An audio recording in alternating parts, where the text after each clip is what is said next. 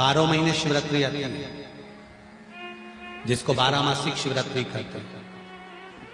हम कई लोगों से कहते हैं अगर जिंदगी में ज्यादा नियम नहीं ले सकते तो एक नियम ले लो, और उसका फल क्या होता है ये मात्र 3 महीने की शिवरात्रि कर कर देख लो।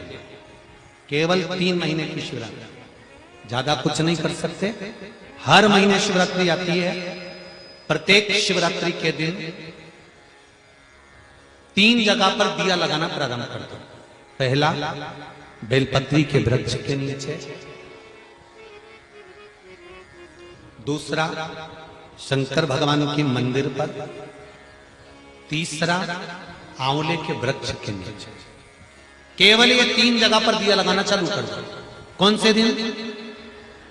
हर महीने की जो शिवरात्रि आती है, मासिक शिवरात्रि जो आती है, आप 12 महीने का नियम बनाओ कि मैं 12 महीने की शिवरात्रि का व्रत करूं ना करूं। मैं शंकर के मंदिर में 12 महीने जो शिवरात्रि आती है उस शिवरात्रि का नियम लेती हूं कि शिवरात्रि के दिन मैं दिया लगाने 3 जगह पर जाऊंगी। पहला, बोलते जाओ जम के, बेलपत्री के नीचे। दूसरा, शंकर भगवान के मंदिर में या शिव मंदिर की चौखट पर। तीसरा, आंवले के वृक्ष के नीचे। ये 3 जगह पर आप प्रणाम कर कर, झोली पसार कर बाबा देवाधिदेव महादेव, माता लक्ष्मी और पार्वती के नाम से दिया लगाना प्रारंभ कर दीजिए। 3 महीने की शिवरात्रि पूरी हो, ये निश्चित है अगला पत्र आपका इस जगह पर मिलेगा कि बाबा ने मेरा ये कार्य किया। आज भी हमारे शास्त्र कहते हैं महाराज, अगर शिवरात्रि के दिन शंकर भगवान पर बेर समर्पित कर कर यदि उस बेर को खाया जाता है तो दमे जैसी बीमारी भी ठीक हो जाती है, श्वास से जुड़ी हुई तकलीफें भी ठीक हो जाती है। जिस व्यक्ति को चलने में हाँपड़ी भराती है, थोड़ी दूर चलकर बहुत तेज हाँपने लगता है, उसके दम भराने लगता है, सांस फूलने लगती है और उसको 10 जगह पर बैठना पड़ता है। किसी से बात करते करते उसको दम भरा जाती है, ठंड का समय है उसको दम भरा जाती है, सांस भरा जाती है, बोल नहीं पाता है, उसको बार बार उसके लंग्स इन्फेक्शन होने लगते हैं। उस व्यक्ति को शिवरात्रि के दिन शंकर भगवान पर एक बेर चढ़ाकर उस बेर को अवश्य खाना चाहिए। तो वो फेफड़े की बीमारी हो, लंग्स की बीमारी हो, चाहे कैसा भी हमारा दमा भरा ना हो, वो ठीक हो जाता है। एक बेर जो मेरे भगवान राम जी को शबरी ने दिया वो बेर साधारण नहीं था।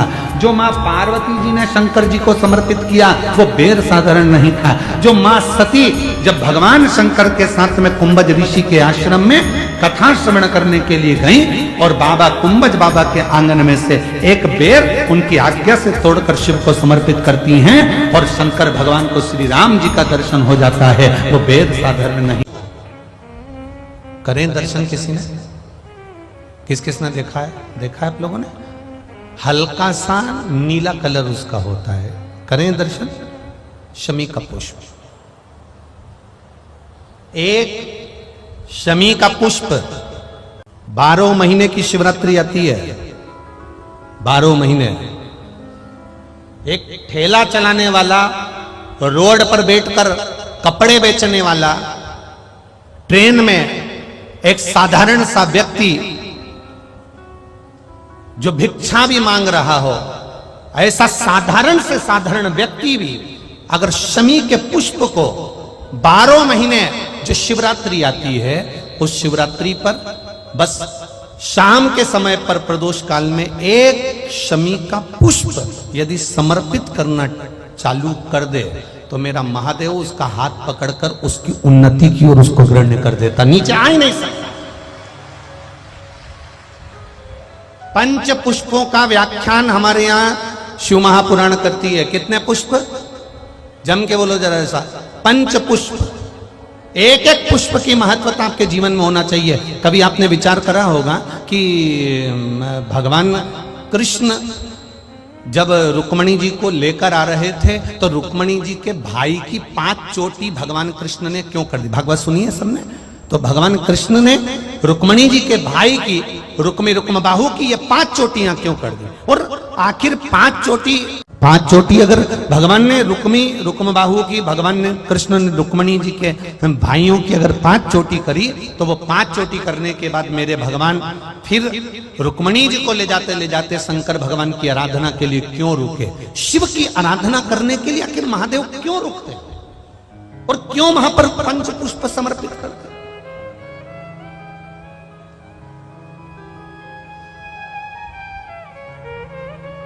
पांच पुष्प ऐसे हैं जो देवाधिदेव महादेव को किस समय, किस घड़ी में और किस पल में समर्पित किए जाते हैं, जिससे मानव के जीवन में देवाधिदेव महादेव का एक बार दर्शन हो जाए और उसकी करुणा प्राप्त हो जाए।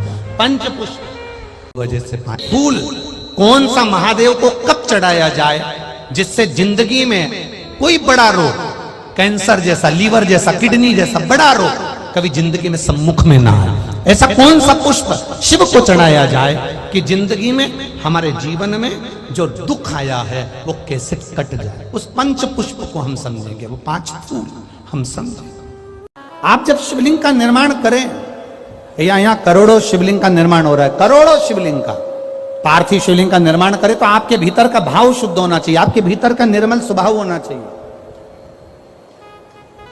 सती मैया कथा सुनने के लिए अगस्त ऋषि की यहाँ गई थी, कुंभज ऋषि की यहाँ गई थी, और कथा सुनते सुनते उनके मन में आ गया था मेरे पति मुझे यहाँ कथा सुनाने के लिए लेकर आए हैं, इससे अच्छा कि मैं जलकर भस्म हो जाऊं।